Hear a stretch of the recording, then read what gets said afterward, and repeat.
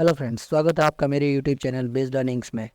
आज हम जानेंगे कि बिज़नेस को करने के लिए अगर हमें एक लोन चाहिए तो हम लोन कैसे पा सकते हैं। हमारे पास में एक बिज़नेस आइडिया भी है, हमारे पास एक टीम है, हमारे पास एक प्लान है, यूनिट है, सब कुछ बनाने के लिए हमारे पास में लैंड वगैरह भी है, लेकिन हम अल्टीमेटली स्टक हो जाते हैं कि हमारे पास में कैपिटल इन्वेस्टमेंट नहीं है, हमारे पास में उतना पैसा नहीं है कि हम इस बिज़नेस को स्टार्ट कर पाएँ।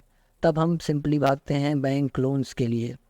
बैंक्स हमें बहुत सारे पेपर्स की डिमांड करते हैं, उनको बहुत से डॉक्यूमेंट्स चाहिए, कोलेट्रल चाहिए और साथ ही साथ बहुत सी फॉर्मेलिटीज़ को पूरा करना पड़ता है। तो हम यहाँ पर फंस जाते हैं कि अब हम क्या करें, क्या इसका कोई सोल्यूशन है या नहीं है, या हमें अपना प्लान ड्रॉप कर देना चाहिए।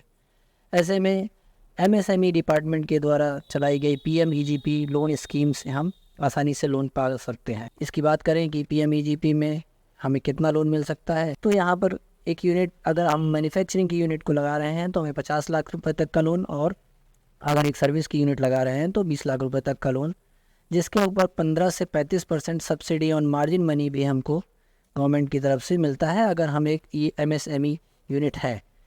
इसमें अब हम जानेंगे कि कौन से लोग इसके लिए एलिजिबल हैं और किन्हें ये लोन आसानी से मिल सकता है। तो कोई भी ऐसा आदमी, व्यक्ति जिसकी आयु 18 साल है, भारत का रहने वाला है, वो इसके लिए एलिजिबल है।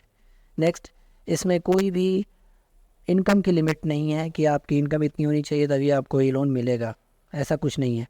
अगर आप मैन्युफैक्चरिंग यूनिट, सिर्फ इसमें एक यही शर्त है कि अगर आप एक मैन्युफैक्चरिंग यूनिट में को डालना चाहते हैं और 10 लाख रुपए तक का लोन ले रहे हैं तो आपको 8वीं पास होना चाहिए। अगर आप एक सर्विस यूनिट डालना चाहते हैं तो भी आपको, और आप 5 लाख रुपए तक का लोन ले रहे हैं तो आपको 8वीं पास होना चाहिए।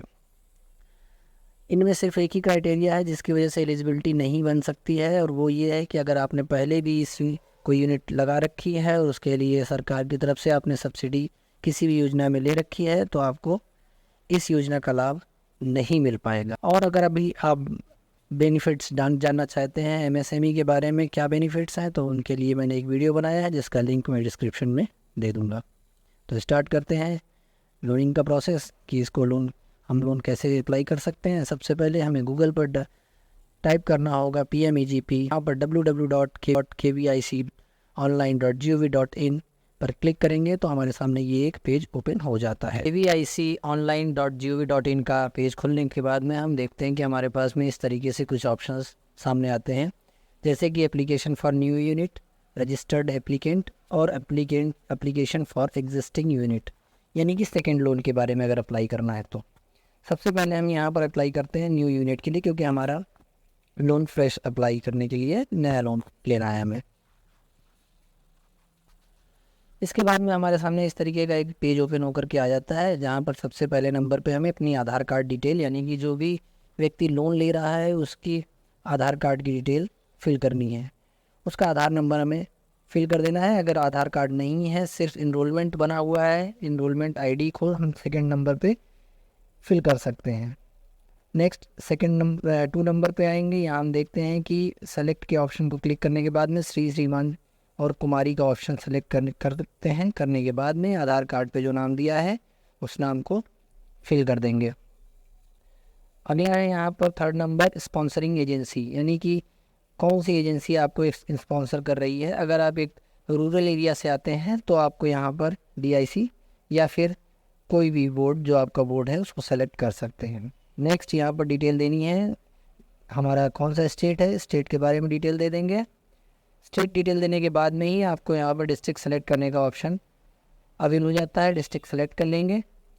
नेक्स्ट, यहाँ पर देखते हैं हमें जेंडर फिल करना है, मेल, फीमेल या फिर ट्रांसजेंडर। इसके बाद में यहाँ पर डेट ऑफ बर्थ फिल करने के बाद में एज अपने आप ऑटो कैलकुलेट होकर के सामने आ जाएगी।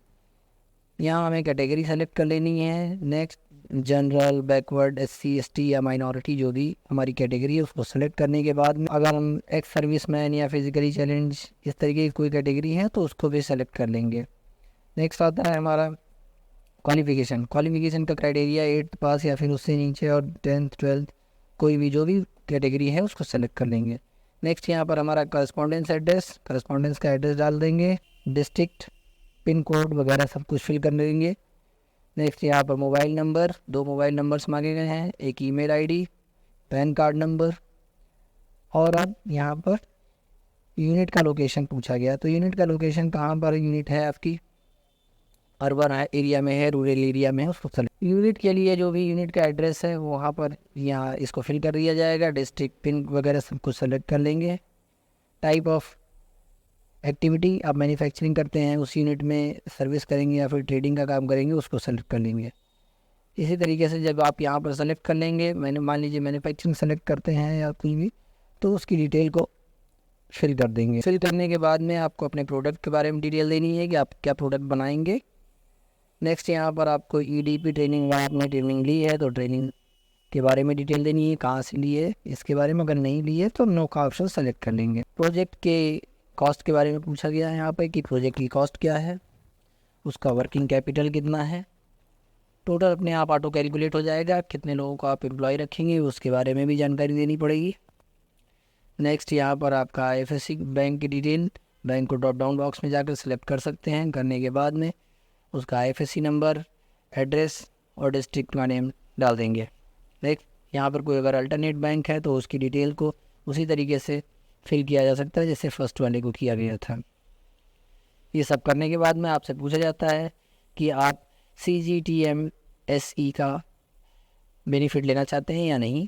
अगर हाँ तो करिए, यस करिए, नो तो नहीं सेलेक्ट करेंगे। नेक्स्ट यहाँ पर एक क्वेश्चन पूछा गया है कि आपने PGME के बारे में कहाँ से सुना, उसको सेलेक्ट कर लेंगे और डाटा को सेव करेंगे। डाटा को सेव करने के बाद में हमारे पास में एक ऑप्शन खुल करके आता है second phase of application. Second phase of application में हम देखते हैं कि हमें कुछ प्रॉपर डॉक्यूमेंट्स सबमिट करना होंगे, जिसमें से एक है पासपोर्ट साइज़ फ़ोटो, आधार कार्ड की photo, EDP training certificate, highest educational qualification जो भी है उसकी सारी डिटेल्स को आपको PDF या फिर JPG के फॉर्म में यहाँ पर अपलोड कर देना है। अपलोड करने के बाद में जैसे ही आप इसको फाइनल सबमिट करेंगे, फाइनल सबमिट करने के बाद में एक डॉक्यूमेंट जनरेट होगा और उस डॉक्यूमेंट को प्रिंट लेकर के रख लेना है। कुछ समय बाद वेरिफिकेशन, बैंक के द्वारा वेरिफिकेशन होने के बाद में आपके लोन का अप्रूवल मिल जाता है। Thanks for watching this video. Please do like, share and subscribe.